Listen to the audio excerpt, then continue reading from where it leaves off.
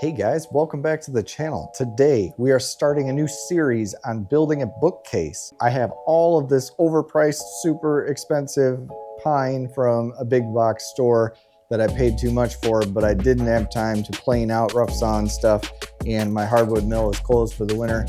So this is what we got. But we are going to take all of these boards and we are going to build a bookcase out of it with all hand tools, no power tools. Let's get into it.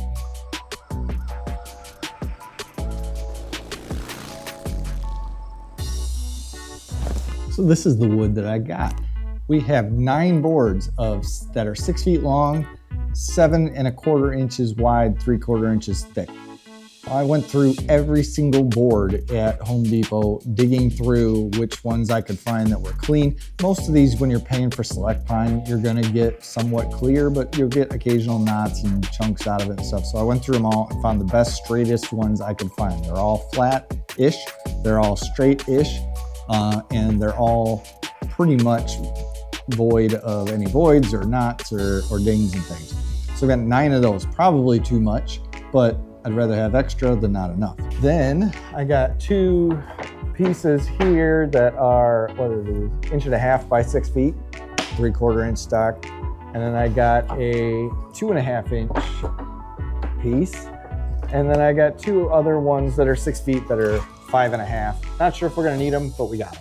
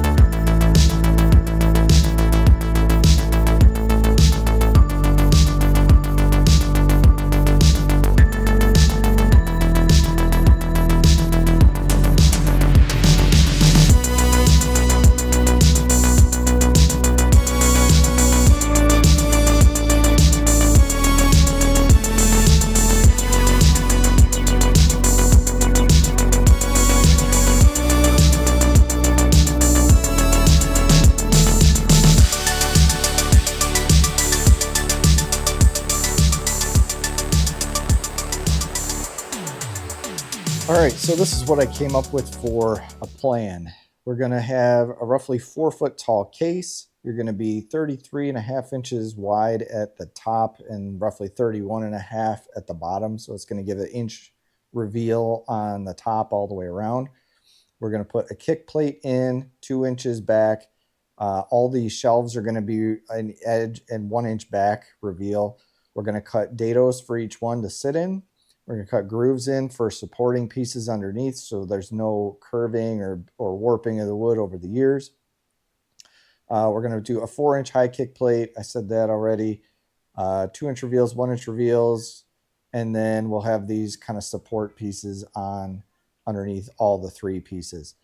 So this is the plan. If you wanna pause and steal it, go right ahead. I probably stole this off several people. Honestly, I've been watching YouTube videos on how to do it over the past week, so you know, feel free, steal it all you want. Let's get into it. Let's start building it. So first thing I'm going to do, I get to go through all this wood, find the panels that I want to go together, because these are only 7.5 inch boards. So I've got to laminate 2 of them together for our sides and all of our shelves.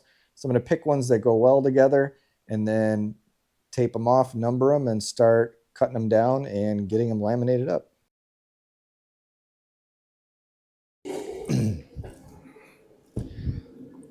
Yeah, you can't see me.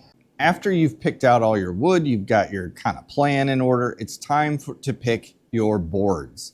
What I mean by that is pick your boards that match well together when you're going to be paneling them up, laminating them together, and making solid pieces out of them, essentially putting them through the board stretcher, right? You want to pick boards that go well together.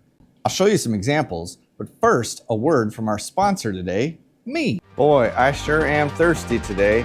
I wish I could have a nice cool drink to cool down with. Lucky for me, I have a cold drink right here.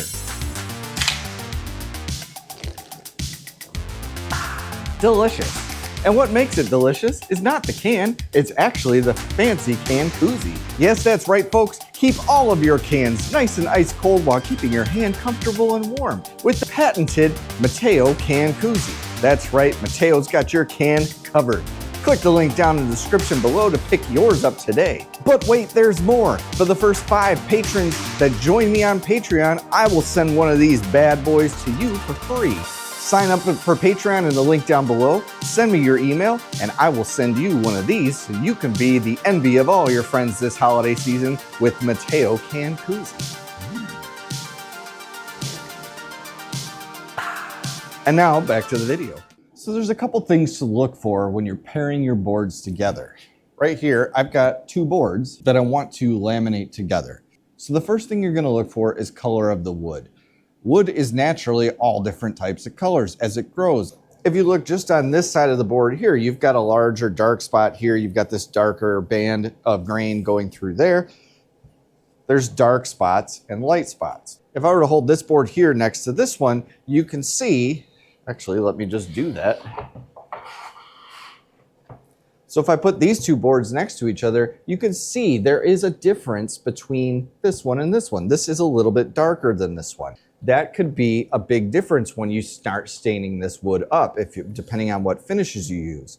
So keep that in mind when you're pairing your boards together. So another thing to consider when pairing your boards is grain direction. You're not going to be able to get it perfect every time, but if you can, try to. Go through all of your boards, pair them up together, and then make sure grain direction's going the right way. The easiest way to look for that are these kind of ovals in the wood. They either make frowny faces, kind of like that, right? Or a smiley face, which would be the other way around, right? Like this.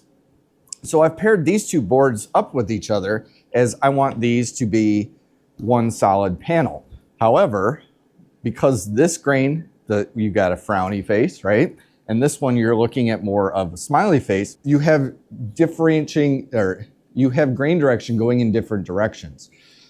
What that's going to mean is when I get this paneled up and I start planing this, I'm going to start planing in one direction, going this way, everything is going to go smooth. By the time I get over here, now I'm going against the grain and I could get tear out on that side. So whenever possible, try to get the grain direction going in the right way so you can plane smooth.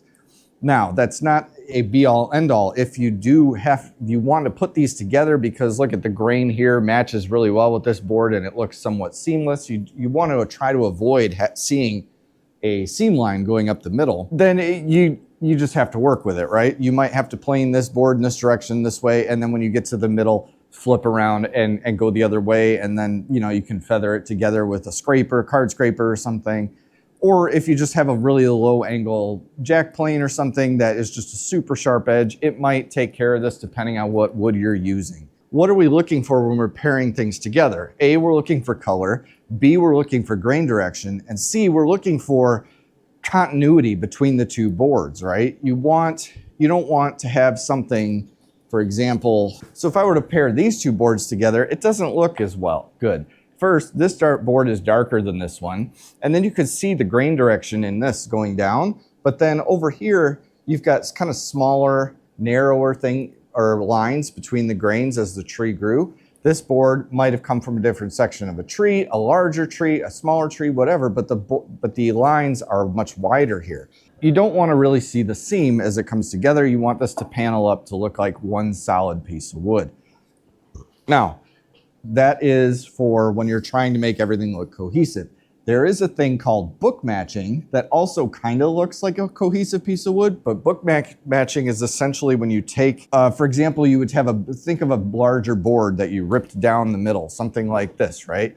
You ripped it down the middle and then opened it up like a book. So it'd be the same board split in 2, but flipped next to each other. The same grain that was showing here is what's showing on the other side. So as you flip it open, you get kind of that mirrored look in the grain. So this, for example, would come open like that, and it would give you 2 rides, like this peak here, this dark peak. You'd have another one over here, and they would connect in the middle. That's called book matching, and that's a really cool design, but unfortunately, we didn't get to pick our wood coming off the log. This is bought at Home Depot, so you're not really gonna be able to book match anything coming from a big box store. You're gonna have to go to a hardwood mill, and you're usually gonna pay a little bit more for book match pieces, but the grain and the outcome is really worth it. It does look really cool for the most part. So that is probably not as much as you need for grain picking, but it's a good high level of picking your boards out so that they go well together. For the other side, I've chosen these two boards to go well. These mix really well together. I like the grain directions going in the right way, and the spacing between all the growth rings is consistent across the boards. I think this is gonna look really, really well together. So that's how you pick out your grain direction, your grain patterns, getting your boards ready to be paneled up. In the next episode, we're gonna work on how to actually panel those things together, how to make a good joint seam between the two boards, how to glue them up, how to clamp them up so that they remain flat and in line with each other so you have minimal work to do after that, and get our panels and shelves ready to start working and turning into the bookcase.